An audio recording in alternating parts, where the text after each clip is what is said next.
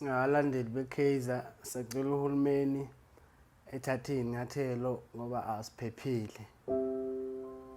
Ngikhuluma nje kumanje ngiqeda kuvuka phansi sengithuke kabi ngicabanga ukuthi ngiyadutshulwa kanti umakhelwane uphohloze iqanda.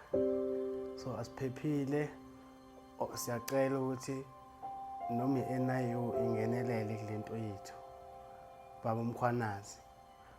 Okunye siyacela ukuthi u-Ivan Khoza nongqongqoshe wezemidlalo bake behlale phansi bebone ukuthi akukho yini abangakwenza ukuthi kube nendlela ukuthi vele sinikwe iligi ihlale ngakuthina, ngoba vele sesiside kakhulu isikhathi thina sile phezulu, akukho team esidlulayo. So lento iyasho ukuthi should vele ikhaphe kulo nyaka yethu. Okugcina besicela mhlawumbe ukuthi makungenzeka ukuthi mhlawumbe angazi ubani kodwa omkhulu ongasitholela i-Manchester City mhlawumbe sihlale nayo ngoba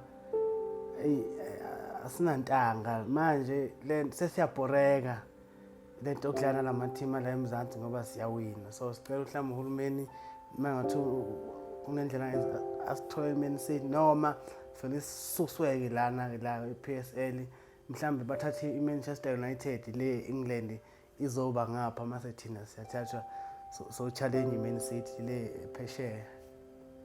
Siyabonga.